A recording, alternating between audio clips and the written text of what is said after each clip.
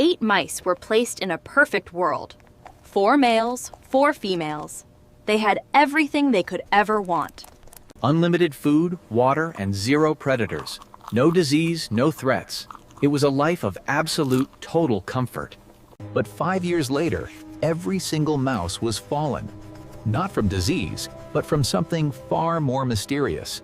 Welcome to Universe 25. In 1968, John Calhoun built a paradise to see what happens when struggle disappears. He provided soft nesting, perfect temperatures, and constant cleaning. These were the healthiest mice on the planet. What happens to a society when nothing is hard anymore? That is the question that has haunted my career. He spent 20 years building earlier versions in Maryland forests and barns.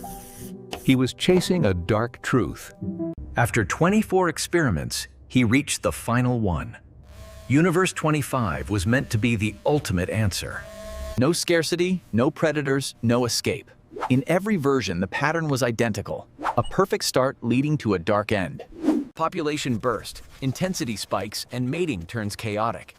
Eventually, the colony collapses into total apathy and fall. Calhoun documented this 24 times. Universe 25 was his final attempt to find an answer no one could ignore. He built it in a Maryland lab, a 9-foot square enclosure with apartments stacked high along every wall. Mesh tunnels connected everything. Food hoppers and water bottles were designed to never, ever run dry. Calhoun designed Universe 25 as the ultimate clean experiment, the final answer that no one could ever argue with. He constructed it inside a federal research lab in Maryland, a 9-foot square enclosure built for total mouse luxury. Walls featured walk-up apartments, accessible via mesh tunnels that ran from the floor all the way to the ceiling. Each unit had a dedicated food hopper and water bottle. Scarcity was eliminated. Survival was guaranteed for every inhabitant. Calhoun calculated the space could support 3,800 mice. It was a world of infinite resources and 0 physical stress. On day 1, he introduced the 8 healthy founders and sealed the lid. The grand experiment had officially commenced. The first 104 days were peaceful. The mice explored, mapped their territory, and claimed their preferred living quarters. They settled into a routine.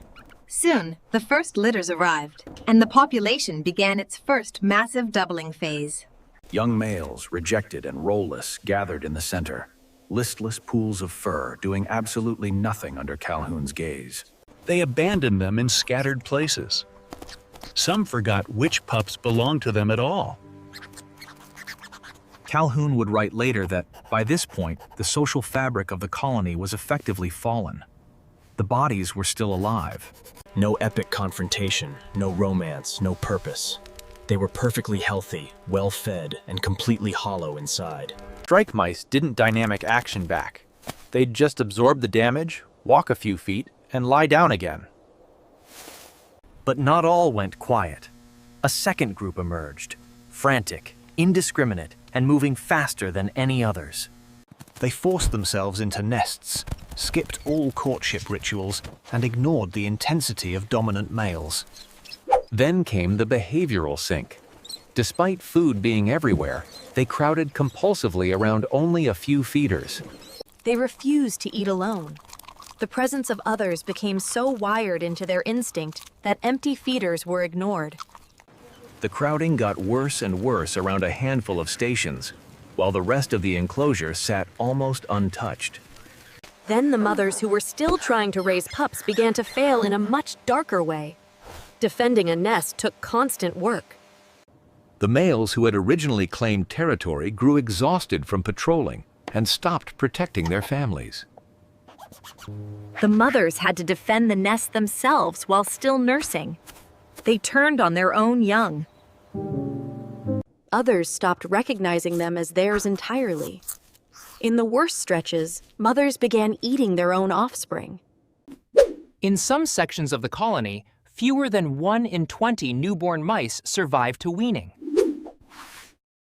Then the mothers, still trying to raise their pups, began to fail in a much darker, more tragic way. Exhausted males abandoned their duties. Nursing mothers were left entirely alone to defend their nests against intruders. The bond broke. Mothers turned on their young, abandoning them in cold, scattered corners of the enclosure. Dramatic took hold as mothers ate their offspring. In some sections, only 1 in 20 pups survived. Pups were abandoned in scattered places. The social fabric was gone. The invisible form that made them a species had simply evaporated into nothing. Only 1 in 20 pups survived. Raised by indifferent parents, the new pups had no map for life. They were lost before they began.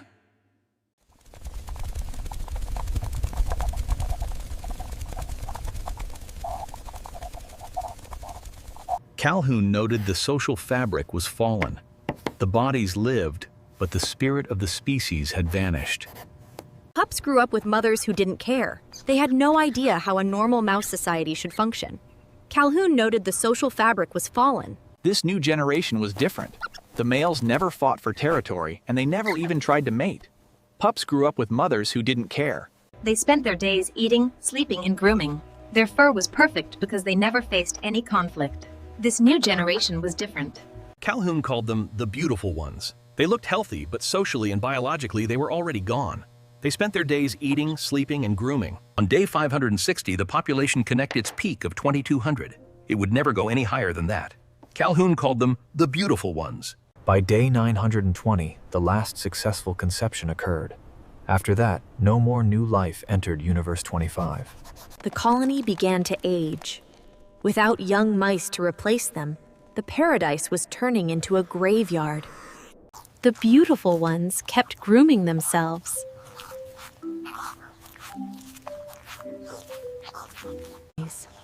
The secluded females stayed in their high apartments. The beautiful ones are grooming. Intensity carried on in pockets with no purpose left to it. And one by one, the mice fall of old age, with no replacements coming up behind them. On May 23, 1973, the last mouse in Universe 25 fall. He wrote that the mice had fall 2 deaths. The first was the dramatic moment of the spirit. The second,